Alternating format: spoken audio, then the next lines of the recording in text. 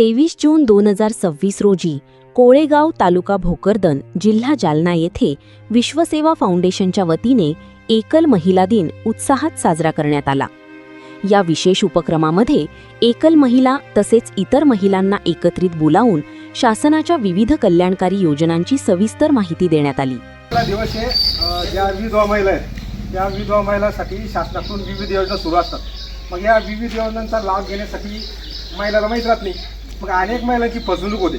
कधी कधी काय होतं, आपण तालुक्याच्या ठिकाणी जातो, त्या ठिकाणी एजंट येतो, एजंट म्हणतो मला 5,000 दे, 10,000 दे, मग तुमचं काम करून देतो। आणि एकल महिलाच्या पाठी मग कोण राहत नाही, आपली विधवा महिला त्याच्या पाठी मग कोण राहतं का? मग त्या समाजात अशा महिलांना सहाय्य व्हावं किंवा त्यांना त्यांची प्रगती व्हावी यासाठी शासन विविध योजना राबवतं। ते संजय गांधी निराधार अनुदान योजना, विधवा परित्यक्त्या आणि निराधार महिलांसाठी 1,500 रुपये अनुदान मिळतं। आता हे तुम्हाला माहित असेल, ज्या महिला निराधार आहे, निराधार म्हणजे ज्या लोकांचा आधार नाही, अशा महिला 1,500 रुपये अनुदान मिळतं। आणि हे अनुदान घ्यायसाठी तुम्हाला एक फाईल तयार करावी लागते, त्यासाठी कोणताही खर्च येत नाही। आपलं भोकरदनचं ऑफिस राहतं ना, तिथे ती फाईल जमा करून द्यावी लागते। आणि ज्या विधवा महिला आहे, इंदिरा गांधी विधवा निवृत्ती योजना, आता याच्यासाठी वय ठरलेलं असतं। कोणतं? संजय गांधीसाठी वय राहतं। श्रावणबाळ सेवा राज्य निवृत्ती वेतन योजना, त्यानंतर याच्यामध्ये 1,500 रुपये दिले जाते। बाल संगोपन योजना, आता एखादी महिला असेल आणि तिचा नवरा म्हणजे लवकर वारला तर, आणि त्या महिलेला जर मुलगा असेल तर संगोपनासाठी 2,250 रुपये त्या ठिकाणी त्या महिलेला दिले जाते। आणि दुसरी योजना एक महिला आर्थिक विकास महामंडळ, त्याच्यामध्ये ज्या महिला राहतात त्या बचत गटामध्ये राहतात, बचत गटामधून त्या ठिकाणी विविध योजना भेटतील। कर्ज असेल, नंतर दुसरं काही उद्योग व्यवसाय सुरू करायचा असेल तर त्याच्यासाठी बी कर्ज भेटतं बचत गटातून, तुम्ही त्याच्यामधून तुमचा उद्योग व्यवसाय सुरू करू शकता। त्याच्यानंतर मुख्यमंत्री महिला सक्षमीकरण अभियान, याच्यामध्ये काय होतं, दरवर्षी जिल्हा परिषद योजना अंतर्गत काही शिलाई मशीन असेल, एखादी गिरणी असेल, मिरची कांडप असेल, या सगळ्या योजनांचा त्या ठिकाणी लाभ त्या महिलांना दिला जातो। एकल महिलांना त्या ठिकाणी प्राधान्य असतं।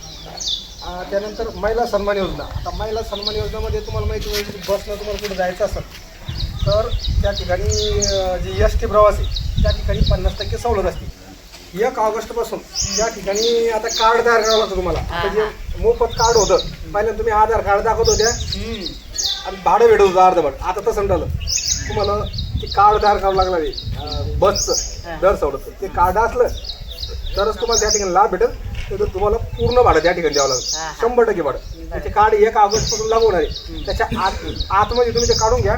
तुम्हाला ते एस टी कार्ड काढायचं असेल तर मी तुम्हाला त्या ठिकाणी मार्गदर्शन करू शकतो, कसं काढायचं, काय काढायचं, म्हणजे तुम्हाला जे जास्त पैसे द्यावे लागतात ते त्या ठिकाणी द्यावं लागणार।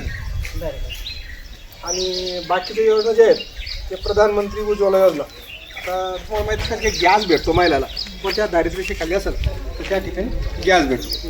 तर आता इंदिरा गांधी, त्याच्यानंतर एस टीची सवलत, याच्यामध्ये तुम्हाला जर लाभ घ्यायचा असेल त्या ठिकाणी तुम्हाला काही अडचण आली, तुम्ही आम्हाला संपर्क साधू शकता। आम्ही तुमचं त्या ठिकाणी एस टीचं कार्ड काढण्याला मदत करू। तुमचं जे काही शुल्क असेल शासनाचं ते तुम्हाला भरावं लागेल, त्याच्या व्यतिरिक्त 1 रुपये त्या ठिकाणी भरावं लागणार नाही। त्या ठिकाणी आपण त्या माणसाला इथं बोलून ते तुमचं जे बसचं आहे ते आपण करू। पण काढले का आता सध्या सगळं करावं लागेल। अनेक महिलांना विविध योजना अस्तित्वात असल्याची माहितीच नव्हती, त्यामुळे त्यांना पात्रता, आवश्यक कागदपत्रे, अर्ज प्रक्रिया आणि मिळणारे लाभ याबाबत मार्गदर्शन करण्यात आले। माहिती सत्रानंतर उपस्थित एकल महिलांना मोफत साडी वाटप करण्यात आले। या उपक्रमामुळे महिलांमध्ये आनंदाचे वातावरण निर्माण झाले। केवळ साडी वाटपच नव्हे तर महिलांना त्यांच्या हक्काच्या शासकीय योजनांची माहिती मिळवून देणे हा या कार्यक्रमाचा मुख्य उद्देश होता।